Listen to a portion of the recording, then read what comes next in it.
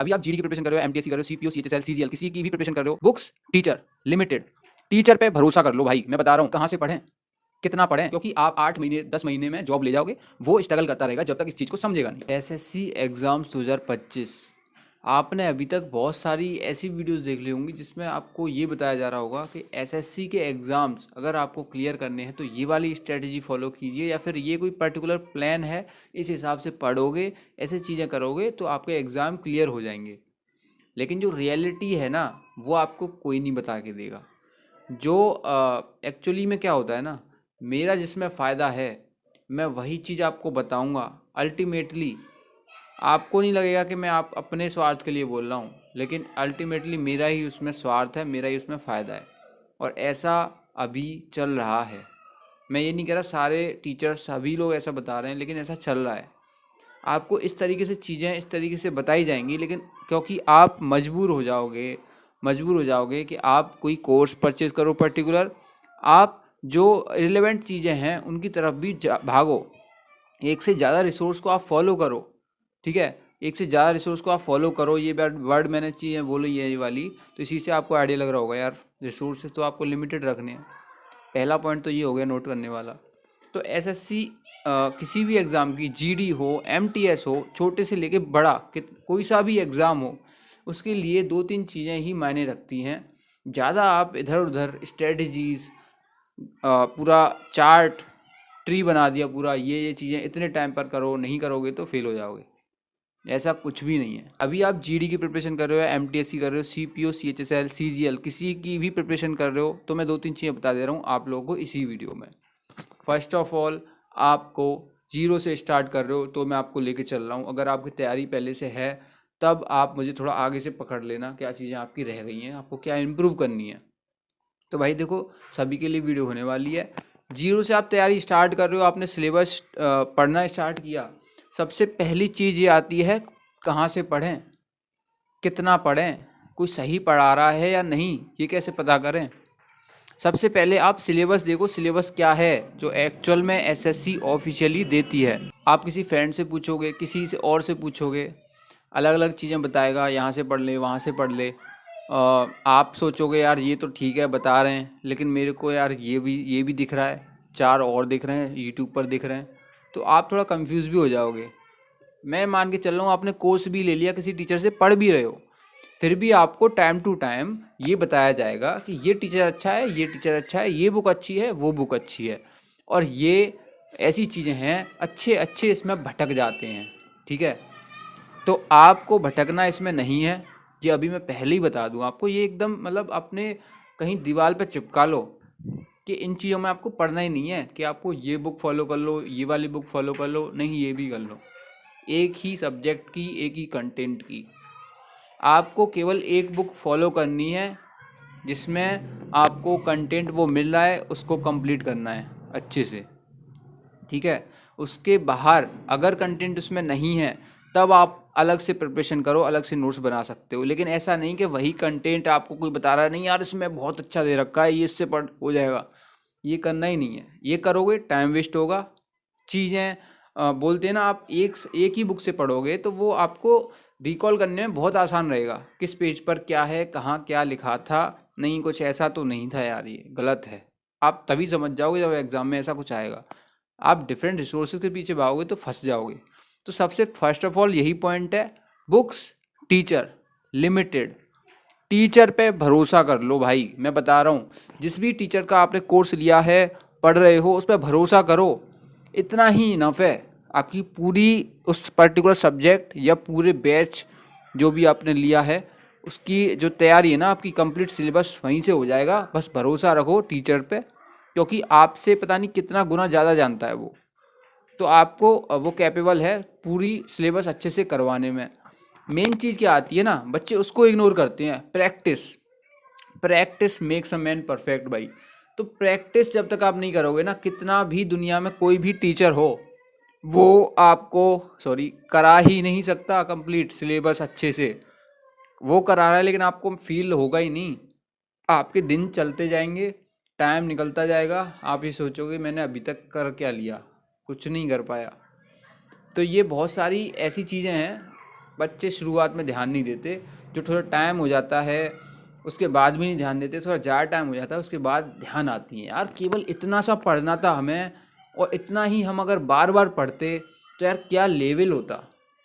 Questions मतलब चुटकियों में उड़ा देते। लेकिन अभी क्या है ना, 4 चीज़ें देखने को मिल रही हैं, 4 जगह हम भग रहे हैं, ये कर लिया वो कर लिया। अरे नहीं यार, उसका मेथड अच्छा है, किसी से सुन लिया तो उस पर चले गए, 1 घंटा वहाँ वेस्ट कर दिया, फिर अपने पे ही आ गए वापस। अरे यार बेकार में वही चीज़ें हैं, अपने टीचर से पढ़ो। तो वो वेस्ट हो रहा है ना, पिलर आपका बड़ा होता जाता है ये टाइम वेस्टिंग का, और यही धीरे धीरे बड़ा होके आपकी कहीं ना कहीं लेट करा देता है सिलेक्शन को। तो पहले तो चीज़ें यही हैं, लिमिटेड बुक्स रखो, बेसिक बुक्स रखो, जिसमें आपको केवल सिलेबस कंप्लीट मिल जाए। कुछ बाहर है तो उसके नोट्स अलग से बना लो, आपको याद करने में दिक्कत हो रही है अलग से नोट्स बना लो, रिवीजन करो उन्हीं नोट्स का। कोई अच्छी बुक मिल गई है स्टैटिक जीके की, अलग से ले लो। आपको हिस्ट्री पॉलिटी जो भी अदर सब्जेक्ट्स हैं, एक बुक मिल गई है, केवल उसी को फॉलो करो, ठीक है। इनफ है भाई, एसएससी के लिए इनफ है, क्योंकि एसएससी में फैक्चुअल चीज़ें पूछता है, ऊपर ऊपर से पूछता है, कोई ज़्यादा आपसे नहीं कहता यार ज़्यादा घुसो, ज़्यादा थ्योरी में घुसो, ऐसा कुछ भी नहीं है, मेन मेन चीज़ें पूछता है। दूसरी चीज़ आ गई प्रैक्टिस की, मैंने बोला बस यही 2 चीज़ें हैं। तीसरा रिवीजन में आता है, ठीक है। रिवीजन आप बता रहा हूँ अभी, प्रैक्टिस आपको करनी ही करनी है, साथ में पढ़ रहे हो, चैप्टर कर लिया, मॉक टेस्ट लगाओ, उसी के क्वेश्चंस लगाओ, नहीं आ रहा देखो कहाँ गलती कर रहे हो, ठीक है। उसके बाद एक और स्टेज आती है प्रैक्टिस, जो मॉक टेस्ट के फॉर्म में होती है। एक तो वो वाली हो गई जो आप चैप्टर वाइज लगा रहे हो, ठीक है। अब प्रैक्टिस के लिए जैसे फॉर एग्जांपल जीडी के अगर बच्चे मुझे देख रहे हैं, एसएससी जीडी के अगर एग्ज़ाम देने वाले हैं, तो उनके लिए देखो भाई, एस चंद की तरफ से प्रशांत शर्मा सर द्वारा हिंदी इंग्लिश दोनों लैंग्वेज में आपके लिए बुक लॉन्च हो चुकी हैं। इनमें भाई टोटली आपको प्रैक्टिस सेट मिलेंगे, जीडी के लिए डेडिकेटेड है, एसएससी जीडी के लिए सॉल्व पेपर्स मिलेंगे प्रीवियस ईयर भी, इसके अलावा आपको प्रैक्टिस सेट भी मिलेंगे। इसमें 10 तो आपको सॉल्व पेपर्स हैं और 15 प्रैक्टिस पेपर्स हैं। इसमें 2 सेक्शन मिलेंगे आपको, सेक्शन ए में आपको प्रैक्टिस सेट मिलेंगे, सेक्शन बी में आपको प्रीवियस ईयर पेपर्स मिलेंगे सॉल्व फुली, हर क्वेश्चन का सॉल्यूशन मिलेगा, कहीं कोई दिक्कत नहीं है भटकने की, सॉल्यूशन एकदम टू द पॉइंट है, बेसिक से है। अगर कोई भी बच्चा पहली बार भी देखेगा तो उसके समझ में आ जाएगा, केवल उसे प्लस माइनस करना आना चाहिए, ठीक है। लैंग्वेज थोड़ी पढ़ना आना चाहिए, एक ही बार में समझ जाएगा।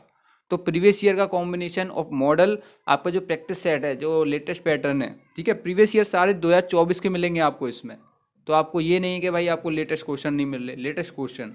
फ़ायदा ये रहेगा बुक से करने का, मैं बता दे रहा हूँ, ऑनलाइन प्लेटफॉर्म भी अवेलेबल है वैसे तो, आपको भी पता है। फ़ायदा बुक से ये रहता है करने का कि आप जिस भी क्वेश्चन में आपको डाउट है, ये वाला टाइप यार थोड़ा नया लग रहा है, एग्जाम में आ सकता है, सर्किल कर लिया, एरो बना के सॉल्यूशन लिख लिया उसका, उसको एग्ज़ाम से पहले रिवीजन कर लो। यही चीज़ अगर आप वहाँ करोगे ऑनलाइन वाले में, तो आपको भाई वो चीज़ तब तक याद ही नहीं रहेगी कि ये क्वेश्चन मेरा फंसा था और मेरे को ये याद करना है। डिटेल आपको सॉल्यूशन मिल जाते हैं लेटेस्ट अप्रोच के साथ, जिसमें आपको कम टाइम मिले और बेसिक तरीके से कॉन्सेप्चुअल सॉल्यूशंस। इसका लिंक मैं नीचे डिस्क्रिप्शन में दे दूंगा। और एक और चीज़ बता दूं, इसके साथ आपको क्यूआर कोड भी मिलता है, तो इसमें आपको स्क्रैच कोड दिख रहा होगा नीचे के साइड, तो इसको स्क्रैच करके आप टेस्ट कोच एप्लीकेशन है उस पर जाओगे तो आपको फ्री टेस्ट मिल जाएंगे किसी भी एग्ज़ाम के, ना कि केवल जीडी के। तो फ्री टेस्ट भी मिल जाएंगे उस पर, स्क्रैच करने पर यहाँ पर कोड मिलेगा, उसको वहाँ पर डाल देना। आगे बढ़ते हैं भाई। अब तीसरी चीज़ मैंने बताने वाला था, वो आता है आपका रिवीजन।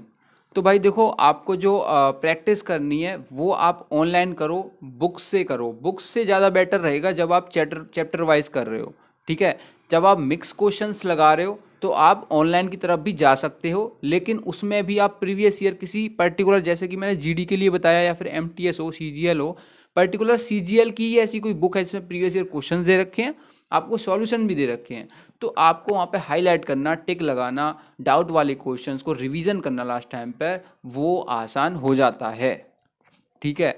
इसीलिए भाई बड़े बड़े लोग कहते हैं बुक से पढ़ो, ऑनलाइन कम पढ़ो, आंखों पे भी लोड पड़ता है, और जो बुक से आप जो रिकॉल करते हो ना चीज़ें माइंड में, वो आपकी छपी रहती हैं, जैसे आप जीएस पढ़ते हो, ठीक है। तो यही एडवांटेज है बुक से करने की। मैं अब आता हूँ रिवीजन पे। प्रैक्टिस के लिए आपको सब बता दिया, सेक्शनल लगाओ, फुल मॉक टेस्ट लगाओ, चैप्टर वाइज लगाओ। प्रैक्टिस तो आप जितनी ज़्यादा करोगे उतना ही निखरोगे, रिवीजन का आपका सीधा सा ये है, अपने हिसाब से रिवीजन करना है।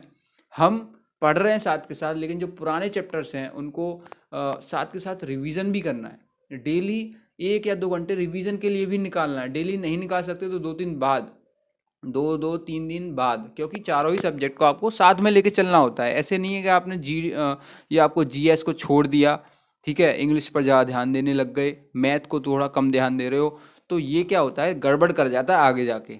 साथ में लेके चलोगे तो हाँ, मैं मानता हूँ कि टाइम आपका ज़्यादा कंज्यूम होगा। आप वीकली भी इसे सेट कर सकते हो सकता है आप एक दिन मैथ पर अपना फोकस ज़्यादा रखो, ठीक है, और इंग्लिश को केवल रिवीजन कर लो जो आपने पहले पढ़ा है, ठीक है। अगले दिन इंग्लिश पढ़ लो, मैथ को रिवीजन कर लो, उसके क्वेश्चन लगा लो जो पहले चैप्टर हो चुका है। तो इस तरीके से प्रोसेस काम करेगा सभी सब्जेक्ट के लिए। और ये आप अब खुद डिसाइड करोगे, क्योंकि आपको मेहनत करनी है, आपको टाइम फिक्स करना है मेरा कौन सा है, ना कि आपको केवल किसी ने बता दिया कि इस टाइम पर ये करो, इतना करो, 10 वोकैब याद करो, 20 वोकैब याद करो। नहीं, जितना आपसे हो रही हैं, जितना आपसे रिवीजन हो रहा है साथ में जितना अच्छे से लेके चल रहे हो, भले ही सिलेबस 5 महीने नहीं 6 महीने लगे हैं, 6.5 महीने लगे हैं, लेकिन अच्छे से हो गया, बेसिक से उठ के एडवांस तक हो गया अच्छे से, ठीक है। तो वो आपको, जो बच्चा जल्दबाजी में 2-3 महीने 5 महीने में कर रहा है, उससे कहीं ज़्यादा बेटर है, क्योंकि आप 8 महीने 10 महीने में जॉब ले जाओगे। वो स्ट्रगल करता रहेगा जब तक इस चीज़ को समझेगा नहीं। तो ये सारी चीज़ें मैंने आपको बता दी, और दिल से बताइए भाई। वीडियो अच्छी लगी तो लाइक ज़रूर कर देना इस वीडियो को, और मुझे नहीं लगता इसके अलावा कोई ऐसी चीज़ है जिसको आपको ज़्यादा ध्यान देना है। बस इन्हीं में अपने हिसाब से स्ट्रेटजी, अपने हिसाब से टीचर जो आपको कंपेटेबल लगता हो अपने हिसाब से, और ठीक है। तो ये सारी चीज़ें आपको ही देखनी है, टाइम अपना खुद बनाना है। तो यही सारी चीज़ें हैं। जय हिंद। अगली वीडियो में मिलता हूँ। सब्सक्राइब जरूर कर लेना चैनल।